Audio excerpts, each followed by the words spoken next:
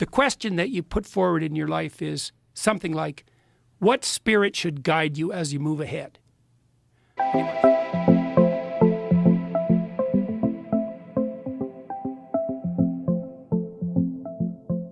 Well, I don't need a spirit to guide me. It's like, yeah, you don't have that option. Some spirit guides you. Might be your stomach. You might be a worshiper of the god Priapus, right? He's the god of giant erections. That's what happens if your whole identity is staked on your sexuality. It's like some spirit is going to guide you. That's life.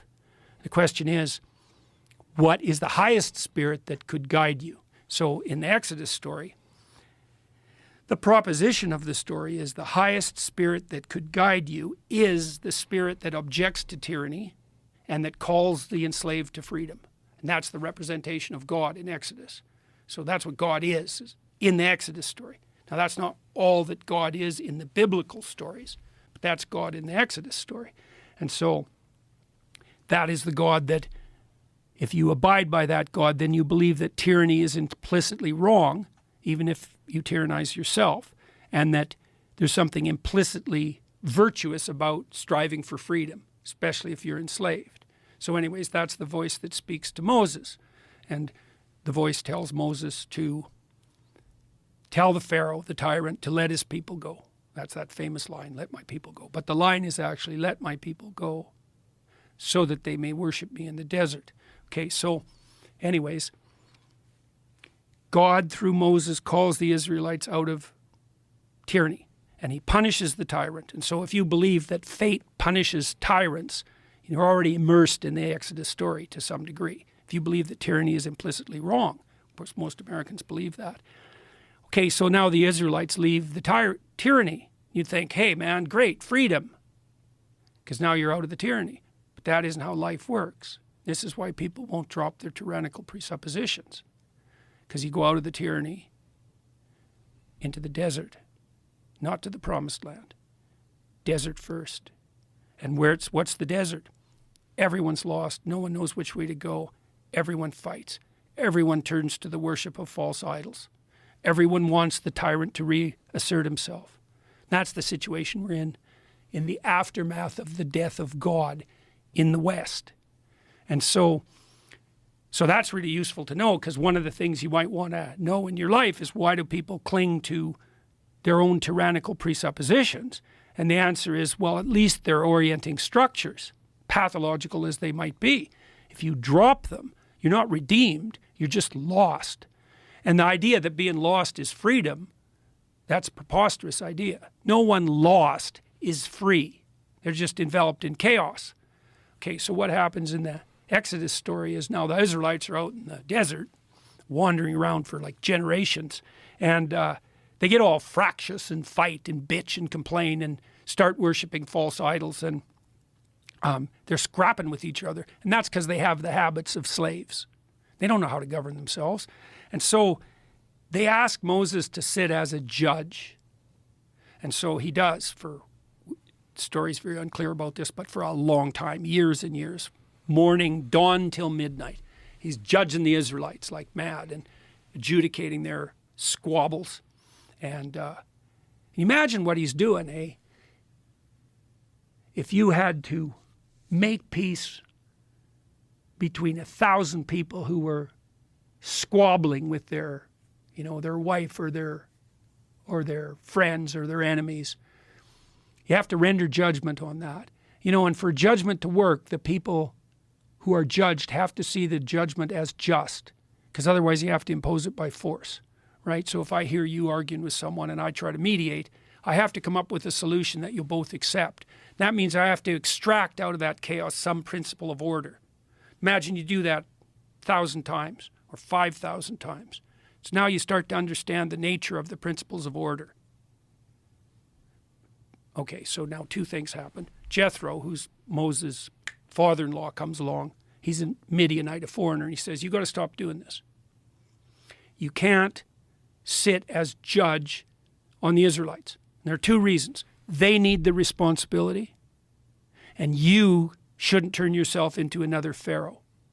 So if you take all the responsibility onto yourself, you become a tyrant, and the Israelites stay slaves. So he says to Jethro, This is a signal moment in the development of Western culture, by the way. He says you take the Israelites, you divide them into groups of 10, and you have each of the 10 elect an elder. And then you take the groups of elders, and you have them elect a meta-elder, and you do that all the way up to 10,000s. And then you have the judgments that are necessary rendered at the lowest level of the hierarchy possible. So, if I'm arguing with you, first we go to our elder, and then if the elder can't figure it out, he gets the elders together, and maybe they render judgment. If they can't, it goes to the council of elders and all the way up. And if it isn't mediated by the time you have the groupings of 10,000, then Moses gets to weigh in. And that's called subsidiarity. And the idea is you have to produce a hierarchy of responsibility, distributed responsibility, as an antithesis to tyranny and to the desert. And that's the model for good governance. And that's symbolically equivalent to Mount Sinai.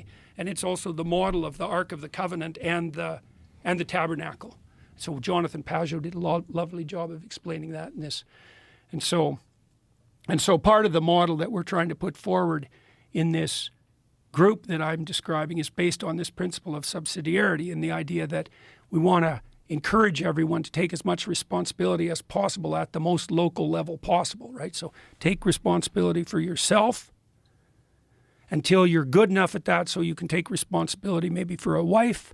And then if you're good enough at that, maybe you can extend that to some kids.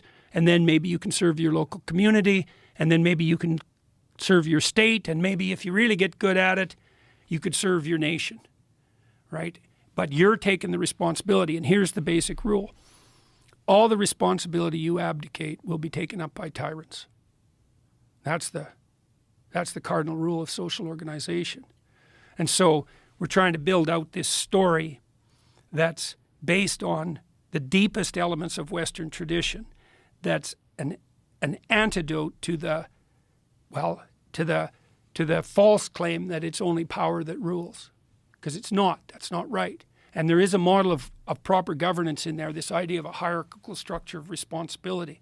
It's the proper computational structure. It's not top-down tyranny with fractionated individuals. And it's not utter chaos. It's ordered freedom.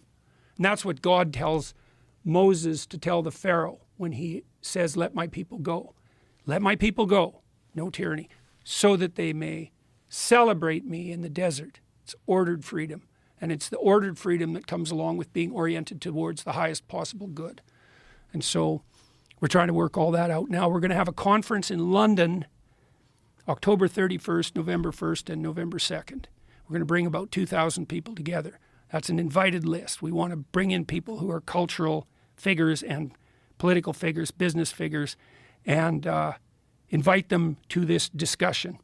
But we want to make that completely public, and we want to open up the organization to broad membership, as broad as possible. And then, if it's a success, then we'll open up the conferences as the years progress to larger and larger numbers of people. But we can't, we don't have the expertise or the wherewithal to manage that first off. But we've got the venue already set up in London.